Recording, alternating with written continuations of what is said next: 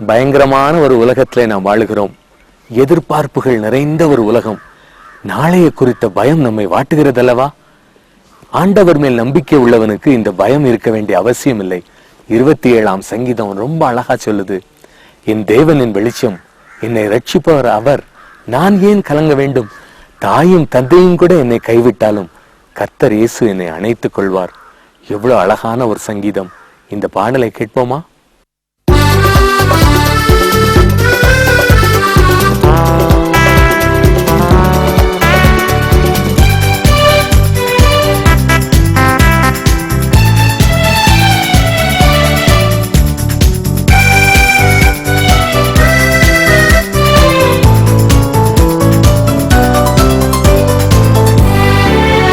என் தேவனின் வெளிச்சம், என்னை ரட்சிப்பவரும் அவரே, என் ஜீவனின் பலனானவர், நான் யாருக்கும் அஞ்ச மாட்டேன்.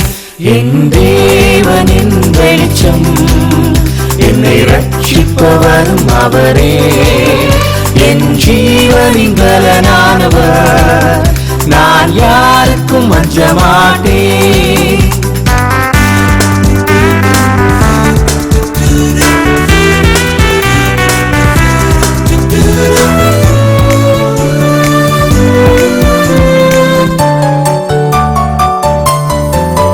தாயும் தந்தையும் தள்ளிவிட்டாலும் தந்தையே சென்னை சேர்த்துக் கொள்வார். தாயும் தந்தையும் தள்ளிவிட்டாலும் தந்தையே சென்னை சேர்த்துக் கொள்வார். என்னை அவர் நிழலில் வைத்து காத்திடுவார், தன் மலை மேலேற்றி என்னை உயர்த்திடுவார். என்னை அவர் நிழலில் வைத்து காத்திடுவார், தன் மலை மேலேற்றி என்னை உயர்த்திடுவார். என் தேவனின் வெளிச்சம், என்னை ரட்சிப்பவரும் அவரே, என் ஜீவனின் பலனானவர், நான் யாருக்கும் அஞ்ச மாட்டேன்.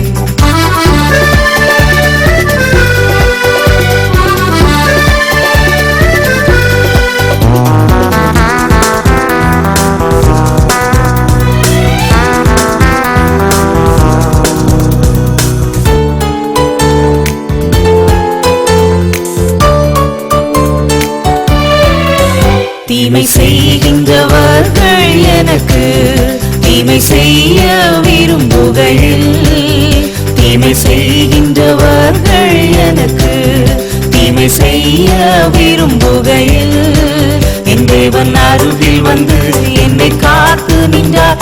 என்னை பகைத்தவர்கள் தேவனை அறிந்தார்கள். என் தேவன் அருகில் வந்து என்னை காத்து நின்றார்.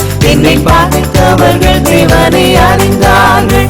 என் தேவனின் வெளிச்சம், என்னை ரட்சிப்பவரும் அவரே, என் ஜீவனின் பலனானவர், நான் யாருக்கும் அஞ்ச மாட்டேன்.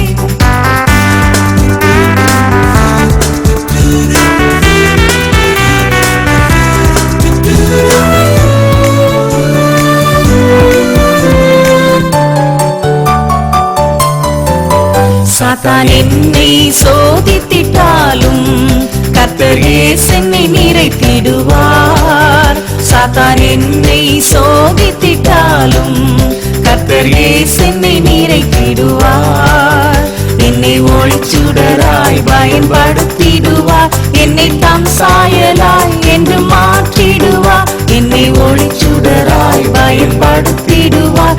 என்னை தம் சாயலாய் என்று மாற்றிடுவார். என் தேவனின் வெளிச்சம், என்னை ரட்சிப்பவரும் அவரே, என் ஜீவனின் பலனானவர், நான் யாருக்கும் அஞ்ச மாட்டேன்.